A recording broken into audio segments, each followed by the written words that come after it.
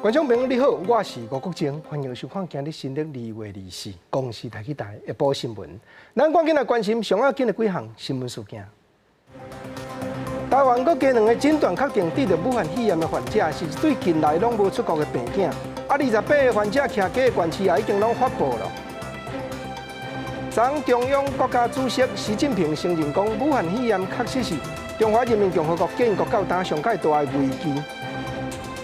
南韩疫情拖到有763个人确诊，日本也已经有747例。咱国已经禁止有的医护人员出国了。观众朋友，咱先来关心咱国内目前有28个确定得着武汉肺炎的病例。昨日又加出来2个患者，是住伫咧北部的一对病囝。因为因2来近人拢无出国，中央流行疫情指挥中心目前是掠讲，可能是去互厝邻另外一个有伫咧中国出入的细汉后生画到的。因为这个小弟也是规家口啊，头一个喘气有症头的人。昨迄28个致病患者徛家的关系，也已经拢有发布了。台湾又搁新增加2个武汉肺炎的确诊病例，是一对住伫咧北部的爸仔囝。第27个是爸爸，伊已经80多岁啊，本身有高血压、糖尿病等等的慢性疾病，平常时也有咧洗药剂。第28个是第27个大汉后生，2个人日时拢大做伙。爸爸是伫咧2月初6出现嗽，抑个流鼻水的症状。大汉后生的症头是伫咧1月31就出来啊，2个人拢唔捌出国旅游过。27也进到加护病房里面，在照护当中，那所以相对他的情况也是比较严重一些。那28是也是有2侧的肺炎的一些状况。这案正做是台湾第3件家庭群聚感染的案件，指挥中心怀疑病毒有可能就是去互因的细汉后生画到的。细汉后生今年40多岁，因为工课的关系，需要一直去中国。最近一届返来台湾是伫咧去年12月初2，不过伫咧过年期间，和有捌去过中国旅游的朋友做伙食饭，爸爸暗时也甲伊带做伙，而且细汉后生是这一口罩9个人内底上早出现症头的人。1月28开始，伊的脑就无爽快，即阵伊也住院隔离，采验报告也未出来。为着互民众会使了解国内确诊武汉肺炎患者分布的位置，卫福部疾病管制署23暗时公布确诊个案的位置。即阵台湾确诊的案例累积28个，台北市7例，新北市5例，彰化县5例，台中市4例，高雄市2例，南投县也是2例。那桃园市、台南市也有宜兰县拢是1例。疾病管制署也表示，这些资料民众拢会使伫咧网站查询，随时掌握。记者综合报道。咱来讲台北市的郭文特市长近来是再三要求中央政府，讲到爱公开遐个确定得着武汉肺炎的患者徛家的地址。当中央流行疫情指挥中心也已经发布，每一个病人所住的县市伫倒位。指挥官陈时中是讲，会公布的消息就是对抵挡疫情有帮助。若引人惊吓，就无必要公开。另外，新北市的侯友宜市长嘛讲，身为地方的指挥官，伊对市内5个患者治疗的情形拢有掌握，拜托市民都要安心。开工顺利！武汉肺炎台湾确诊的案例来到第28例，针对个案所行大范围是毋是爱公布？中央地方无强调，敢若是第24例北部确诊的个案，台北市长郭文特就几日解向中央发话，强调公开透明，才会使互民众莫遐尔惊吓。当中央流行疫情指挥中心23公布，进前26个病例伫咧全台湾分布的地图，台北市有7例占上悬。郭文特最近和陈市长呛来呛去，总算告一段落。你有一种被白挨骂的感觉。很习惯了，反正每天被骂，他们转弯，不过我们现在都要顺时钟，我们都不要逆时钟，不然我们现在顺时钟就好了。我还强调，就是说资讯的公开，或是我们的新闻界也一样，对不对？怎么样对防疫有帮助的，好，而不是引发恐慌的，我们要来报道嘛。好，但是没有帮助的，反而引发恐慌，我觉得那是没有必要的。但市长也搁一再提醒，伫咧厝的爱检疫，也搁隔离的人爱确实做好防疫的工作。伊搁较强调，现阶段上较要紧的代志，就是避免医疗体系放弃，防止疫情继续拖。中央地方是做伙拼，新北市有全台湾上侪的人口。市长侯友宜透早主持第16届疫情应变会议，强调防疫就爱提升到1级开设，会当作是社区感染的顶级，早一步来准备。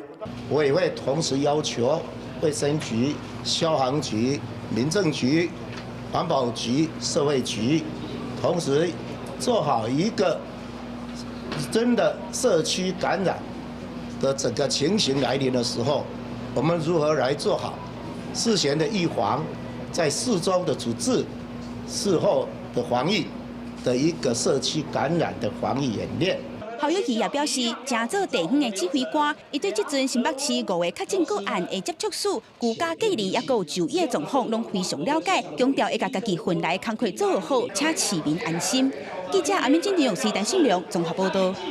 来讲，咱国安日本迄只船礁公主号游览船接登来台湾迄19个旅客，昨经过第2摆检验，结果同款照拢是阴性，验无病毒。但这个民众都若阁经过14天隔开观察，就会当自由去生活。另外，阁一件好消息，就是中央流行疫情指挥中心嘛宣布讲，国内验到迄28个病例内底有5个患者已经好隔离，拢安排出院了。武汉肺炎的疫情伫全球拓开，不过国内有好消息。中央流行疫情指挥中心指出，目前通报有2035个个案，28个确诊的案例中，已经有5个人出院，除了原本2个，新增加出院的3个人，拢有武汉旅游史。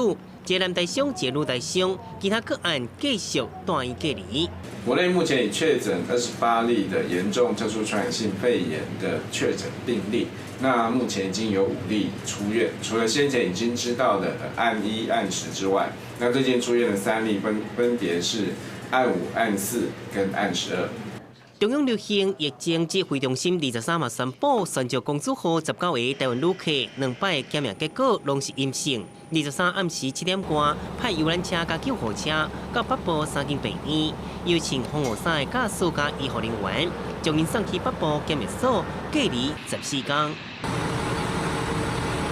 19个人入去检验所了后，袂当出关，活动空间以房间为主，袂甲附近民众接触。每一个人一天爱检测2摆体温，若是有发烧、真症状会随送病院；若是隔离14天无症状，就当回去厝的。记者综合报道。之前咱有报讲，咱国一个人遐老店武汉袂转来，得着血友病幼囡仔，还机会有洋人送救命药剂过去一摆，毋过打药啊是又搁用要完咯。嘛因为网络有咧议论即个幼囡仔身份问题，陆委会有说明讲，伊确实是咱国国民。昨疫情指挥中心有讲，药剂已经开到3月尾。毋过会补上较新的消息是，即个囡仔含因老母 AM 的坐中央航空按成都起飞的飞行机倒转来到台湾。第2台武汉包机因为2番意见一直拢无下文，佮传出留伫武汉的血友病毒药啊已经用了啊。毋过，前外交官刘世杰23号在脸书讲，目前人伫武汉的血友病毒是中国国籍，是一个中国人。毋过刘世杰随后在脸书公开道歉，讲家己是引用网友的讲法。陆委会是强调，血友病毒和伊的爸母拢有中华民国国籍。血友病童他是两岸婚姻在台所生的子女，在台办理出生登记。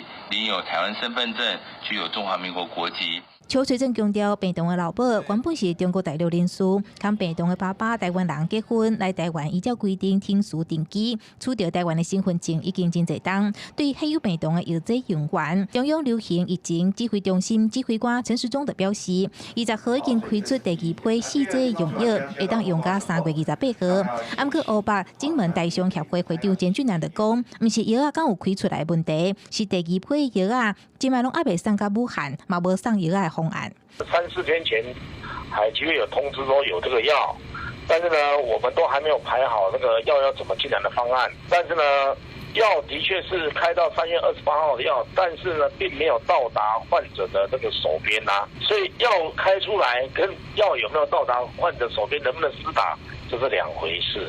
简俊南强调，已经送来的第1批拢总2剂药啊，22号已经用完最后1剂，28号会进入等药的回检期。加上即摆只开放兑换5个航点，离武汉的路程至少拢1000公里，药啊，佮必须要专程冷藏运送，困难度增加。陆委会嘛强调，已经有海基会透过大商协会管道来协助。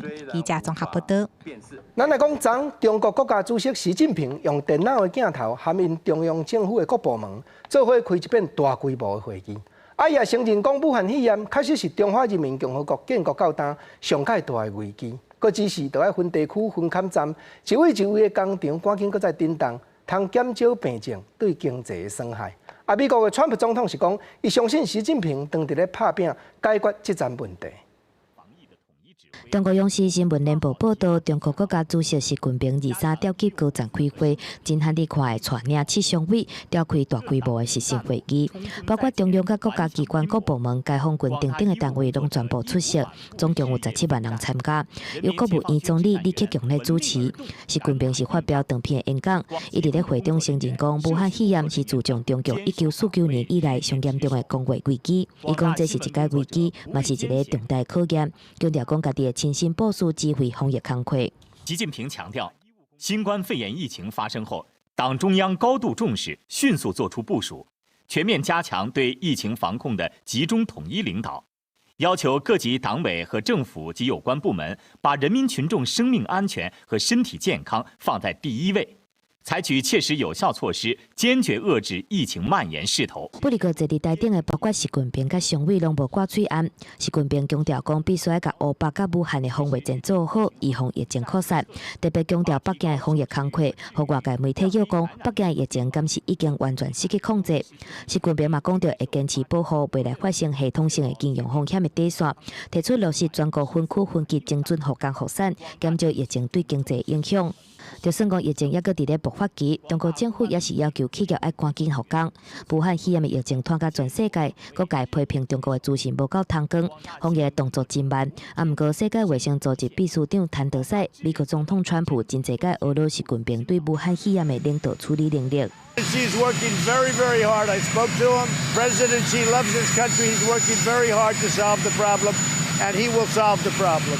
川普家庭习近平引起内阁官员不满。自从武汉肺炎疫情发生以来，川普甲习近平通过2届电话。不离个白宫幕僚表示，川普捌解说讲，因为习近平完全掌控中国政府，若是对习近平的态度打击的，可能和中国拒绝甲美国来合作。记者综合报道。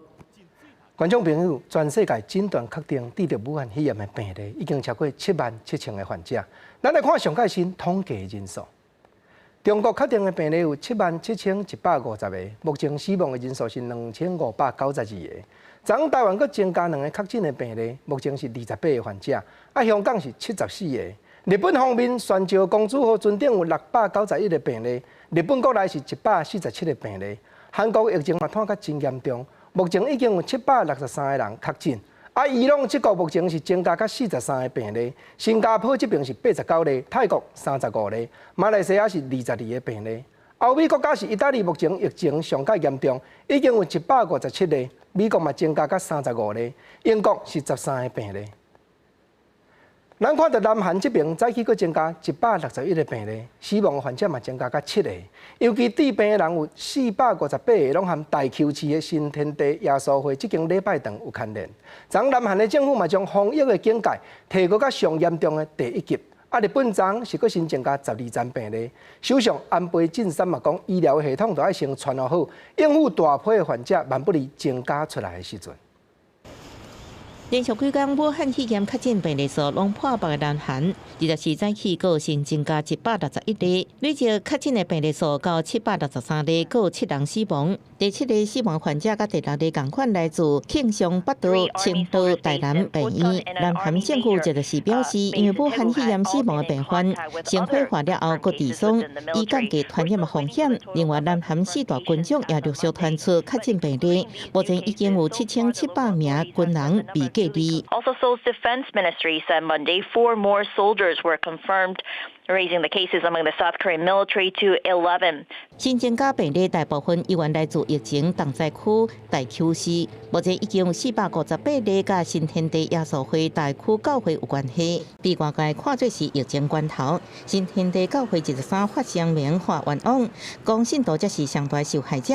南韩政府是伫23将防疫预警调悬到上悬等级的严重，呼吁民众避免宗教集会者活动。高中以下学校的开学日也延后1礼拜。另外，日本已经专员撤离的邮轮宣召公主号13个新增加57个确诊病例，业绩确诊病例691例，各传出1名日本男性落船了后死亡。船顶外1星期回国了后，检测结果也出现阳性，包含以色列2人。英国有4人回国了后确诊，日本境内23个新增加12例，这些确诊的病例数有147例，其中北海道23号新增加9例，确诊的病例数有16例。NHK 指出，北海道已接纳武汉肺炎患者病床只有94床，若是疫情破开，恐惊面临病床无够的状况。首相安倍晋三23表示，日本爱準備好迎迎大量病人。今後国内で患者数が大幅に増えた時に備え、重症者の発生を抑制する観点から、重症化防止を中心とした医療提供体制を早急に整える必要があります。中东伊朗疫情也拖甲真紧，23个新增加15例，所以确诊病例有73例，8人死亡。伊朗卫生部指出，病毒感染来源来自一名去过中国的生理人，这患者已经过身。防止伊朗疫情拓开，附近的伊拉克、土耳其、巴基斯坦这些国家已经将连接伊朗边界关起来。记者综合报道。咱再来看欧洲的意大利这国2天内诊断确实的病例对3个，做一个增加甲超过105个，其中阁有3个人致病死亡。但因为一直拢找无胃病的源头，意大利的政府只有是下令北平10几个城市乡镇封城，阁要求5万几个国民拢要踮伫咧厝内，袂当出门自由行踏。街路拢无人，学校、商店、火车站全拢关起来。这是意大利北部伦巴地区的科多诺镇，因为这武汉肺炎的确诊人数超过80例，全镇一班5000人惊恐感染，唔敢出门。测验甲物资嘛拢向烧了了。到24号早，意大利全国确诊病例已经超过150例，3人死亡，全国拢真惊吓。连历史真久的威尼斯嘉年华，就算参加的人大部分拢挂水安，也是用取消。有名是装修，嘛将门关起来，不让任何观众来看。Cioè, quella di oggi sarà l'ultima giornata del carnevale, poi si sospenderà? Sì, non devo dirlo io, è probabile, può essere, però è bene che sia il Presidente della Regione e le unità di crisi a parlare, insomma, aspettiamo sempre da loro un coordinamento con loro. Ritengo che sia importante seguire sempre i siti ufficiali. 虽然1月底中国武汉肺炎的疫情爆发了后，意大利是禁止中国直航班机，按过差不多控制疫情。伫顶礼拜5之前，高3个确诊案例，才过2天就破100例。总理孔蒂第22宣布封锁12个城镇，禁止人员出入，差不多5万人向要求都要伫厝内。Abbiamo previsto che nelle aree individuate come focolai non sia consentito l'ingresso e l'allontanamento, salvo... È un bene, una cosa positiva per tenere lontano il virus.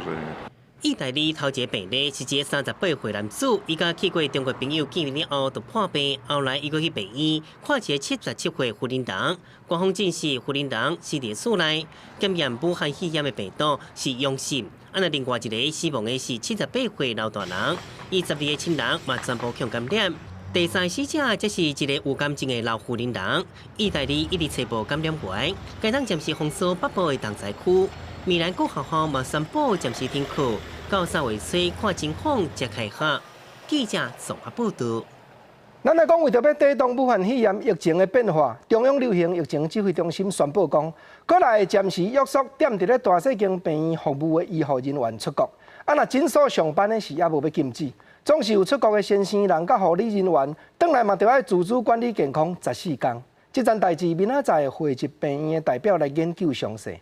按算是会影响到超过3万的医师，甲11万外的护理人员。武汉肺炎疫情伫全世界继续伫拖，累计确诊病例数量超过7万例，有2000多人死亡。台湾是有28个确诊个案。中央流行疫情指挥中心宣布，为着确保国内医疗能量，要禁止医护人员出国，对象是以病院第一线直接甲照顾患者相关的医术人员为主，诊所医护人员是无伫咧限制以内。院内感染一旦发生，其实对医疗的运作还有影响的层面是相当大的哈，所以我们现在锁定的对象呢，主要是以这个第一线，那么从事照顾病人的这个医护人员为主。卫福部表示，初步规划因为考虑到风险问题，会严格来禁止医护人员去中港澳地区，其他已经发布做旅游警示地区的，是必须要报备才会当出国。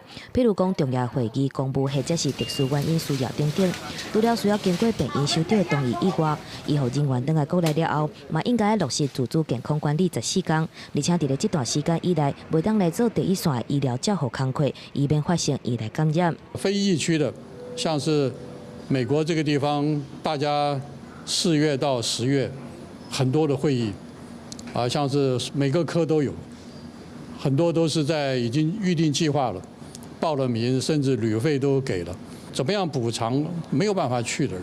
可能还在考虑清楚。卫福部强调讲，防疫就若像伫作战，所以定出指引，适度限制医事人员出国。相关实施的部分会伫咧2、5、8日之间，集合各级病医协会代表、专业协会还有医长来共同讨论，确定了后才会开始。而且根据统计，全国病医封请医师超有32000人，护理人员是超有115000人。记者综合报道。因为2月11进前返来到台湾的香港甲澳门的大学生，拢着爱在家检疫14天。台北部华梵大学者19位学生，隔开观察的时间也已经到，开始会当自由生活了。另外，因为日本和韩国疫情渐渐在行，过来按算有14000几个按遐来的学生，拢会返来台湾开学。但疫情指挥中心是讲，因着爱自主管理健康的情形。华梵大学港澳生伫早起9点离开校方安排的独立宿舍，总算度过14天长的隔离。其实学校还有我们学生都措手不及，很忙，然后一直在改机票。14天你怎么熬过的？就在房间里做自己的事情，画画、看书，还有打电动。之后最想做什么事情？去吃那个蚵仔大肠面线。中国武汉肺炎疫情伫旧历春节期间恶化，台湾2月11向向暂缓港澳生来台湾。华梵大学拢总41个港澳生，有19个赶伫初8甲初9封关进前坐飞机来台湾，但是开学进前同款爱进行14天的居家检疫。大家固定量2遍体温，由校方安排3顿。隔离期间，校方也透过网络关心学生的情形。还有他们跟家人其实是可以保持视讯的一些联系，希望能够照顾他们的身体。还有心情，尤其是希望年轻人不要因为这14天跟外界某种形式上的隔离。校方表示，目前无法度来台湾开学的港澳生，目前无人休学，拢同意远距离实行上课。但是除了中港澳疫情严重，日韩嘛已经提升做旅游警示第2级。华梵大学指出，因有姊妹校伫南韩大邱，预计暂缓交换学生的计划。伫这学期预计要来台湾的2个日本学生，会延到9月份才来。不管是日韩啦，只要有出国史的，我们都希望他们能够据实以报。根据教育部统计网，台中院校的日本境外生有9900多人，南韩学生4400多人，加起来拢总超过14000人。日韩生伫开学进前来台湾，敢是爱加强防疫措施，也是管制。中央流行疫情指挥中心23敢若建议，日韩生要来台湾爱自主健康管理。记者综合报道。近来行政院有通过要替各行各业消透困难的特别条例。法案的内容有写讲，万不利闹公司的辛劳，拄当就爱在家来隔开观察，头家人就爱准伊防疫的隔离假，毋过煞无约束，薪水敢就爱照拍。敢若有讲劳工伫咧2档内会当申请补偿尔。但劳工团体就真不满，早起嘛去到立法院抗议，争取讲这款情形，毋得爱用公假来处理，薪水照拍才对。配合隔离，应给公假，应给公假。各大产业工会劳团代表早起来到立法院头前抗议，因为行政院这讲通过严重特殊传染性肺炎防治甲纾困振兴特别条例，针对用隔离的员工，到评定防疫隔离假，安那头家是不是算薪水，并无规定。劳团烦恼，最后变做无薪假。落实隔离哈，如果你的薪资不给了哈，对于这个无照会比我会在理啦。而后，政府应该是在把这个整个的防疫假里面，要订定一个保险制度出来。面对有可能无薪水的防疫隔离假，医护人员嘛徛出来抗议。认为徛伫第一线配合防疫作战，有真悬的感染风险。若是用隔离，更有可能会无薪水，变做是处决。为了预防社区感染而接受居家隔离，等于是我们护理人员是没有薪水的。我们不只要担心我们回家之后可能会把病菌带回去给家人，我们还要担心我们因为受到隔离，然后无薪假的问题。劳团认为，武汉肺炎相关的纾困特别条例，应该比较2003年的 SARS 用隔离的人，应该算公假，算专薪。如果是因公被隔离，那当然应该是那个人应该是要给薪。我建议应该要有政府来编预算啊，从这里来支付。公司都快没钱，都要钱，就要支钱的，你还给他有薪假，他根本做不到，直接负担部分杯水车薪，这些减税就合理公平了。武汉肺炎相关的纾困特别条例版本未少，24进行调阅党团协商，民进党团以正义办为主，再进行内部整合，要拼25完成3读。不过，若是最后是无算成水，防疫隔离假劳团的反对到底。记者综合报道。咱我来看台南市，有人伫咧网络的社团内底发布监视器的影片，内容是一间替人带囡仔托婴中心内底，有人员竟然甲幼囡仔起骹动手，也有摔也有拍。但台南市政府的社会局是讲，自2月14接到通报了后，就已经开始有调查这条案。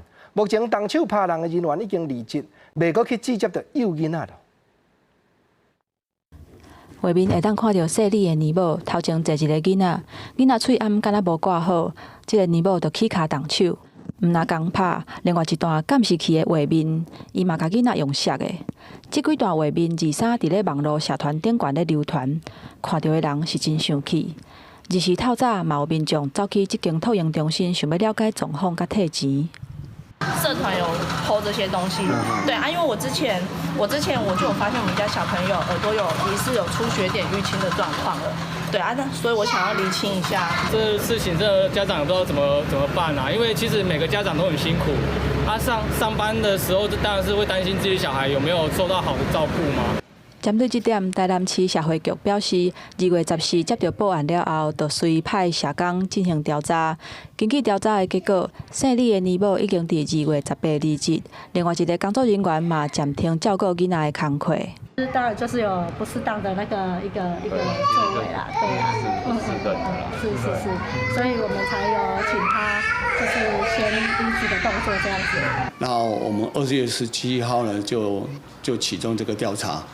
调查了以后呢，原则上呢，就请他这个部分呢要加强去做改善。这样子的话是违反《儿童及少年福利及权利保障法》第83条。他的罚则的话是6万到60万。台南又搁发生虐待囡仔的代志。台南市长黄伟德讲，就算年某已经离职，嘛要是爱追究相关的责任。那社会局是强调，会要求业者提供全部监视器的画面来查明真相。那查证虐待囡仔的代志是真的，相关会当照绩效法罚新台币60万的罚金，而且会把伊的名公布出来。记者综合报道。幼囡仔讲完，咱来讲高中要考大学的学生，今仔日大学入学。学考能力测验成绩公布，考试的人数有13万3000几人，比较去年减有5000人。考试的科目内底，国文、英文、社会和自然，考甲上悬一级的人数，含英国共款是3%到5%中间。不过数学所有超过11%，拢总14000几人考甲满级分，这会造成真侪学校的考系开出来的名额，条件有效的学生是会超过真侪的。学测的成绩出来，考生赶紧开电脑查成绩。我所念的学校有铭传大学的公共行政管理系，然后还有铭传大学的犯罪防治系。我刚才做的最是给我点个分析，然后发现我自己大概成绩是给我在交大跟中资辈的学校。根据大考中心统计，今年学测的考生总共有13万3438人，比去年减少4949人。对去年开始，无搁再公布5科专科的总积分人数。今年考生用选考较济4个组合来看，国文、英文、数学甲自然的组合有779人摕4科满积分，国文、英文、数学甲社会是221人，拢比去年较济。若是干那看高一科满积分的话，国文、英文、社会甲自然今年满积分人数拢伫3%到5%之间，符合招生台选的需求。但是数学煞有11%议遐悬，超过1.4万人摕到满积分，创下19年来的新高。命题团队最后在命题定稿时，却发现规划的难题却只有1题而且是属于他自己的自命题，不是我们的题库题。高分期的卷别度在这一次呢是有问题的，它不是我们中心原先的预期的规划。2154个校系里面呢，有946个校系呢，那么新增使用分科筛选，另外有151个校系呢增加采计科目。初步的这个分析呢，可以使得去年严重超载的校系呢那么降低1半以上。因为去年学测数学满积分的人伤过多，造成个人申请第一阶段超额汰选的状况真严重，造成家长甲考生不满。今年数学的满积分佫加真多，嘛互外界烦恼超汰的状况会佫出现。教联会紧急甲大学讨论应对策，新增分科汰选的方式，希望会当互超汰人数会当减少。记者综合报道。明仔载国中国校就要开学咯。高雄市教育局今日嘛继续咧演练校园内底防疫的工作，因为中政府配给的催案，一个学生囡仔敢若一地尔，达到学校烦恼的不足应付。教育局这边是说明讲，普通时啊家长都爱家己传，若人啊健康好势好势，离开学校嘛免挂催案。遐备用的催案是予已经有证头的人咧使用的。高中以下学校派人去分不足的所在领酒精，中央配发的遐毒针、催案甲酒精小连续到位，预计25会完成配送。不过催案的数量平均敢若一个人一片，为学校也是烦恼讲无够。我们现在政府是花的数量是不足以这个每一个学生。不过我们学校因为事先有准备了这个50多包。学校无用伫准备防疫物资，高雄市长韩国瑜嘛带市府团体去学校内底看开学了的防疫做法，拄一去校门度体温、检疫隔离到定时消毒洗手。学校拢已经制定应对的流程，不过为着避免物资无够，教育局表示，除了徛伫门口疏导交通、接触家长的教职员一定爱挂喙安。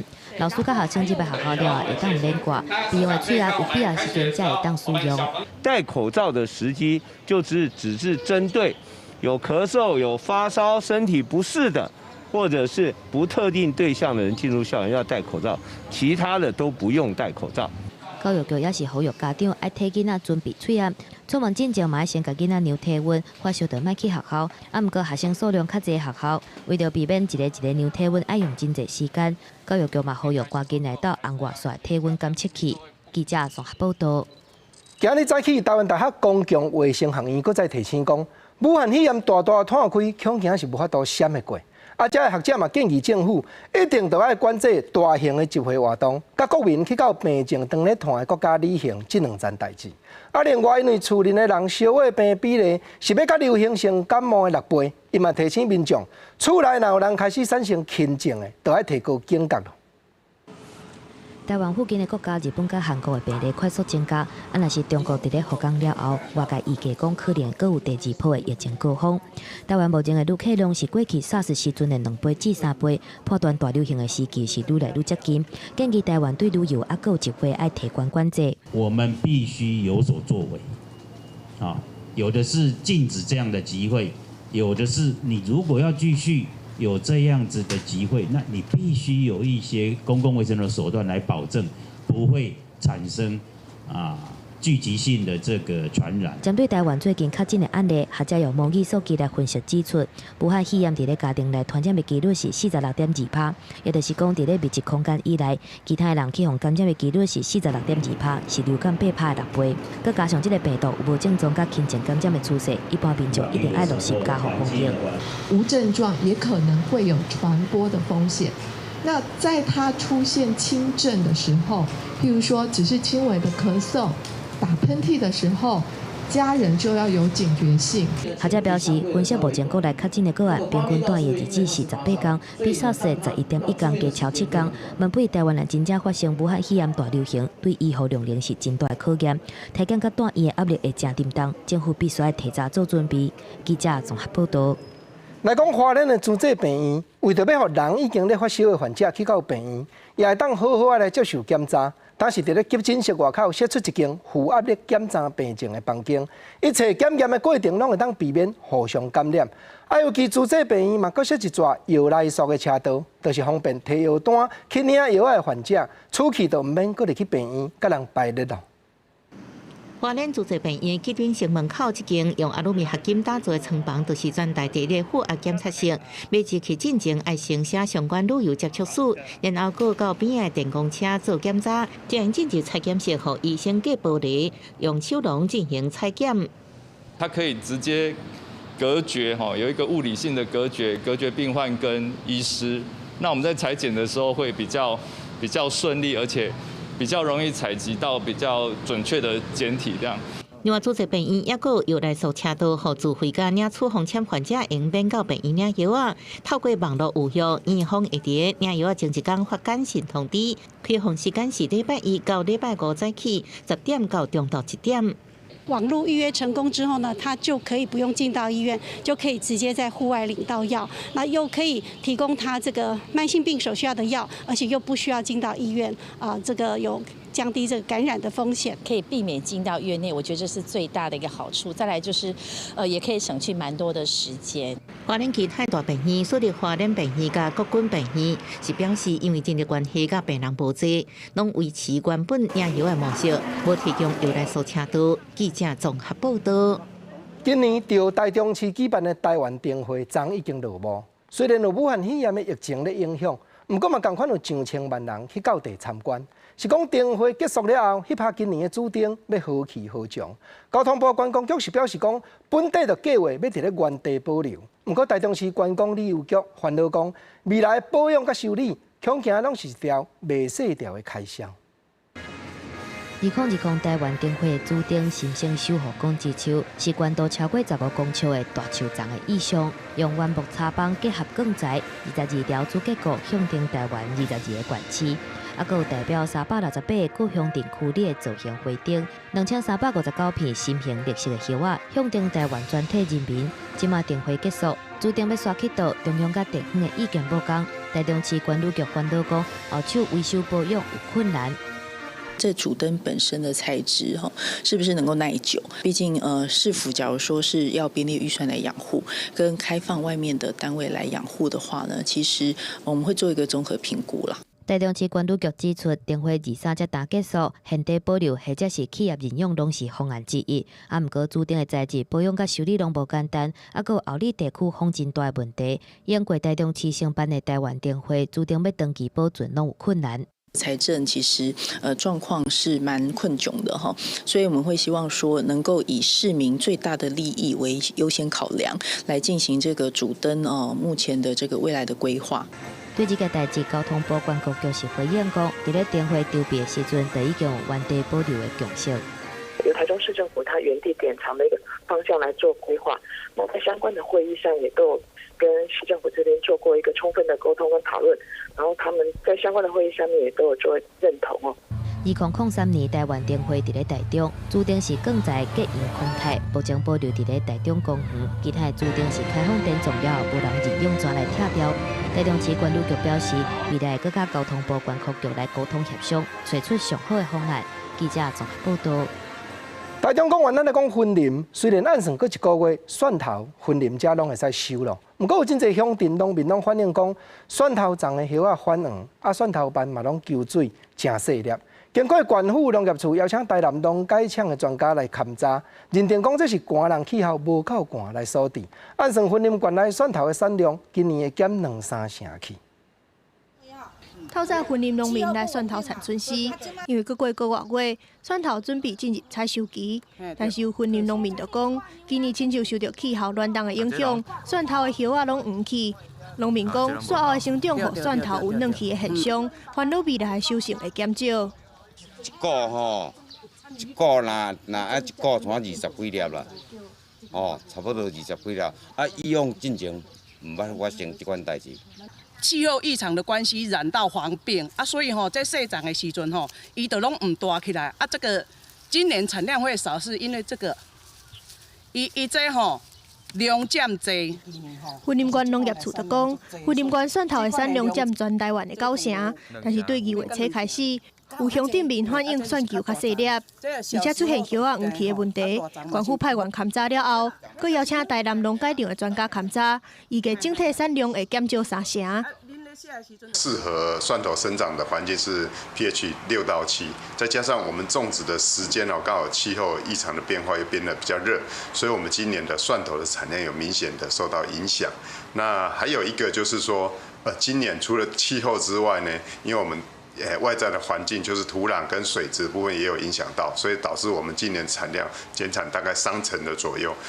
云林县农业处表示，云林县内种蒜头的面积4300公顷，今年减到4100公顷。但是自武汉肺炎爆发以来，蒜头甲相关的加工品真受欢迎，带动今年蒜头的价销应该会起。目前单算开盘的价销达台近30块，创下历史的新高。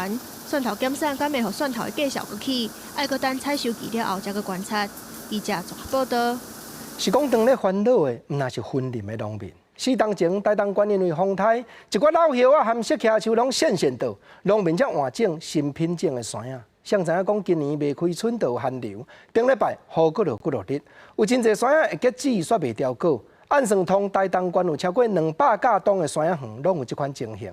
农民的损失是算千万的。啊，县府已经开始咧调查，要协助农民向中央政府申请天然灾害现金救助。这个看似很。台东县种新品种下雪甲美术山野的农民，最近去果井园看到树仔顶已经有真高的山野，看起来已经有形啊。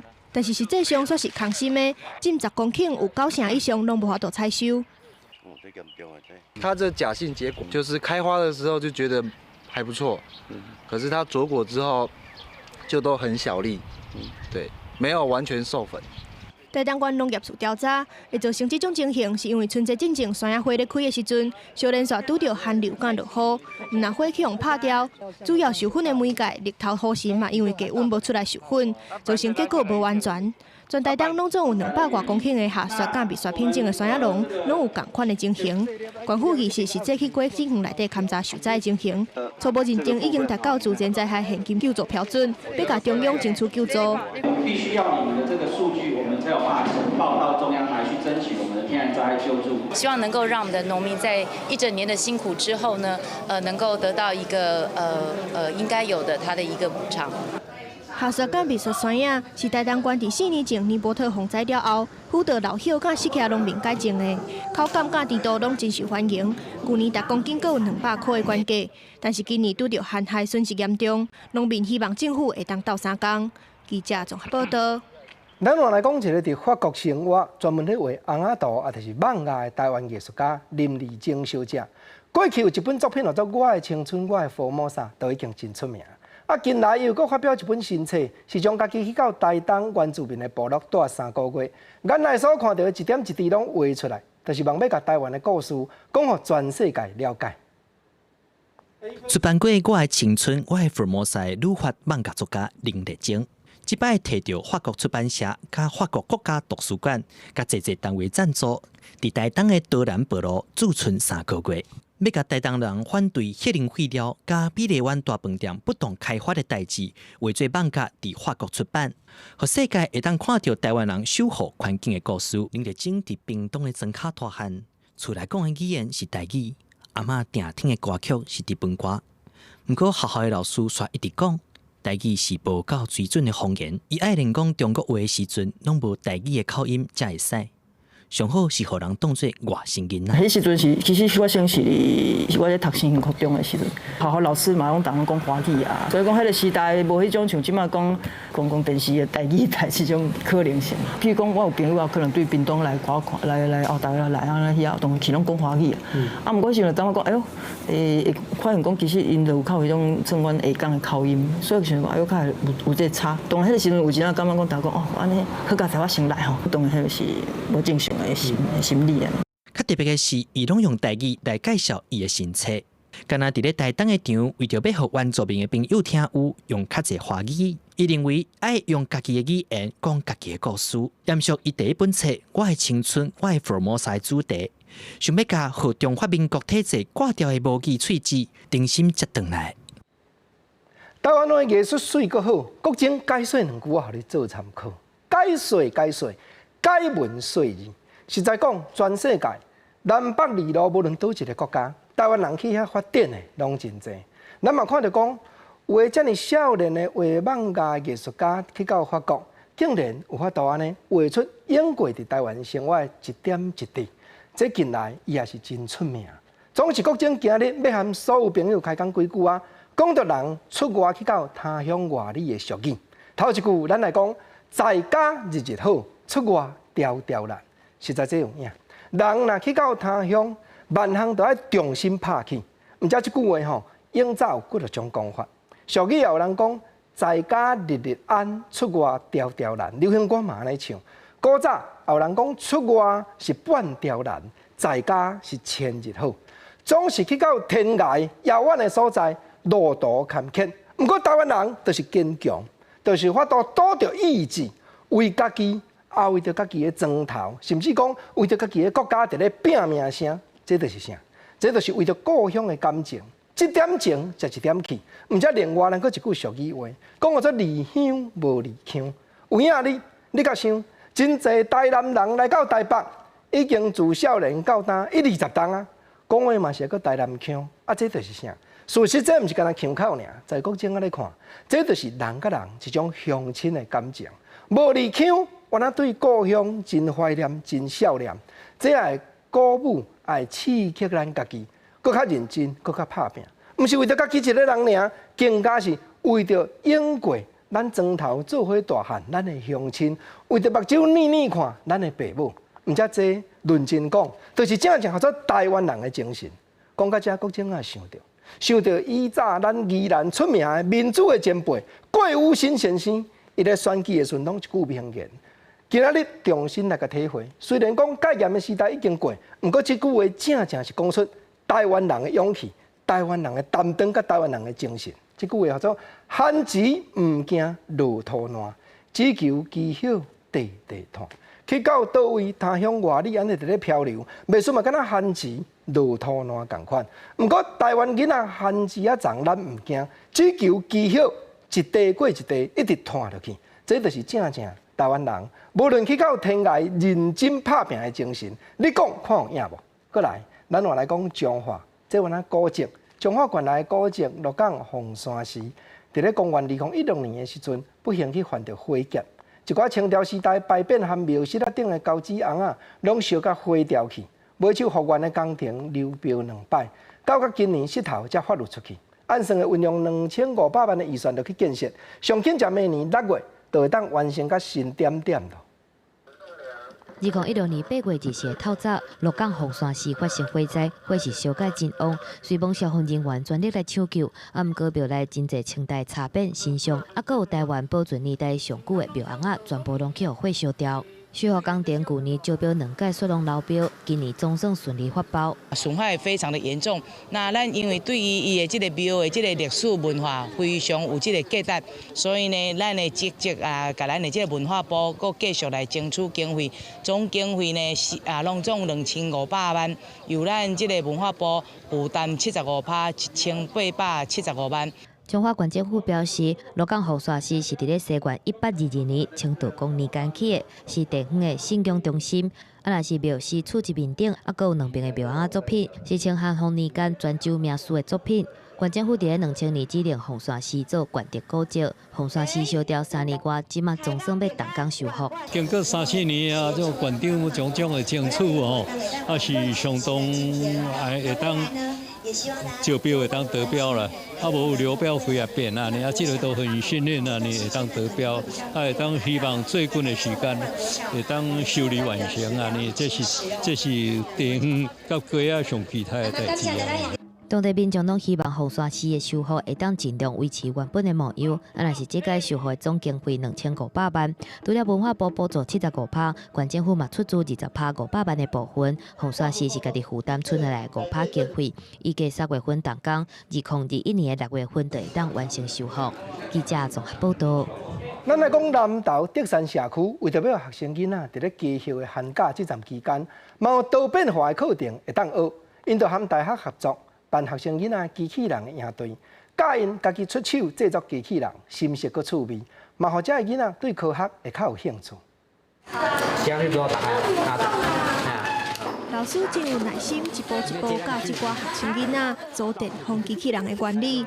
听老师解说了后，学生囡仔就家己改装研究，大家人做出来的电风机器人拢无共款。对囡仔来讲，毋但学到真侪知识，甲底边嘛佫较趣味。在改造过程中加了雷达，我觉得这个课程很有趣，学到很多东西。我觉得很开心，因为可以做这个不一样的那个乐高的玩法，转动要自己改造才会有风出来，是有那个物理的原理可以去让我们学习。南投县德山镇的德山社区，甲暨南大学合作，用囡仔介意耍的贴仔，甲自然科学，设计出一套深色、更有教育意义的艺校机器人应对课程。第一节课我们主要教的是能量的转换啊，那小朋友就借由组装的过程中知道哦，原来风是这样产生的。那像刚刚有小朋友就说到说，为什么没有风，他就会去研究，然后自己去改造。伫咧创作家己的机器人的时阵，有的囡仔拄着机器人袂顶袂动的情形，除了找老师来斗相共，囡仔嘛运用学到的自然科学，家己思考要安怎解决。毋望伫操作的过程当中，刺激因思考的能力，提升因对自然科学的兴趣。记者综合报道。国际上要紧，咱来讲美国总统川普目前当伫咧印度访问，按算是会紧去紧回。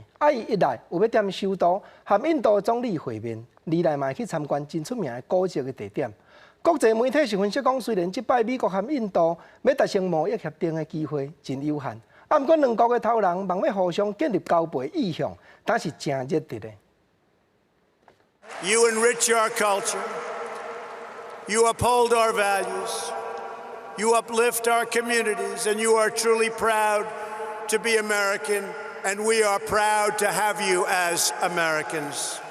这是印度总理莫迪去年访问美国期间，甲川普伫休斯顿共同出席印度的美国人大会时的情形。A concern for every American, a belief in American future, and a strong resolve to make America great again. 川普以地罪身份伫这个真大场合，和莫迪面子。即摆川普访问印度，莫迪卖伫家己政治生涯重要据点的古加拉特邦第一大城雅美达巴德举办绿色盛会来回报川普。印度政治分析家指出，鲁比的印度的生涯占全美国人口的1.3%。不过，合计选民人数嘛有200多万，因过去较支持民主党，嘛变做共和党想要争取目标。A large number of them are Gujaratis. So and also every Gujarati wants to be in US at some point of time. So in that way, people are quite thrilled here to welcome President of United States. 当然，川普访问印度，未讲是邮票，甚至取暖。在中国真骨力要由印度洋的沿海国家，替一带一路拍基础的时阵，美国要由印度有地缘政治考虑。虽然这摆美国贸易代表莱特希泽无第一来。外界判断，两国签贸易协定的机会真少。不过统计显示，美国对印度的军售数字为2008年差不多是0，增加到2019年的150亿美金。两国的联合军事演训嘛变作正常。记者综合报道。咱搁来报道一则真不幸的消息：土耳其和伊朗交界迄搭所在，礼拜日发生规模5.7的地震，因为地震的源头是真浅，才伫咧地下6公里外深尔。这也造成真侪厝体拢摇甲倒落去，佫缀着未少百姓。目前上无已经有9个人死亡，内底佫3个是幼囡仔，受伤的民众嘛有100多个。民众甲救援人员斗阵学，要赶紧将人救出来。土耳其甲伊朗的边界地区，当地23透早变化9点发生5.7地震，因为深度到6.4公里，有真侪厝拢倒去，佫有不少人向大地石头堆中，上无造成9个人死亡，其中有3个人是囡仔。Bize şu yukarıdaki evde enkazın altında çocukların olduğu söylendi. Biz oraya gittik, enkaz çalışmalarında başladık orada.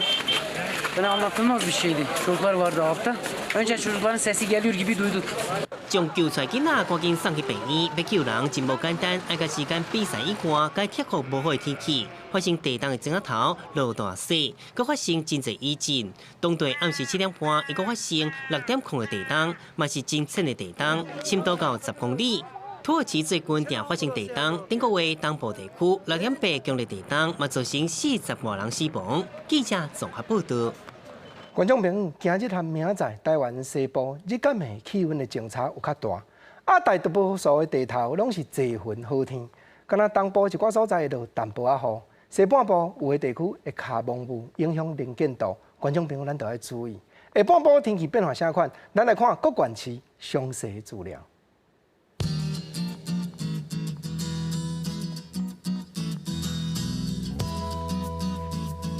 基隆、台北、新北、桃竹苗21度到27度。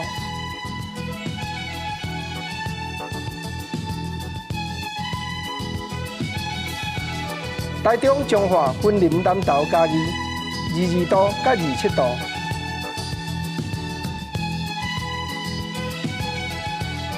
台南高雄屏东23度到30度。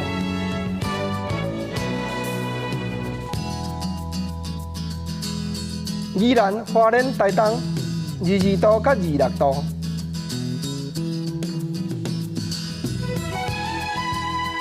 金门马祖平湖15度到23度。感谢你收看今日公视台语台下晡新闻，我是郭国正，明仔载同这个时间咱再会，多谢。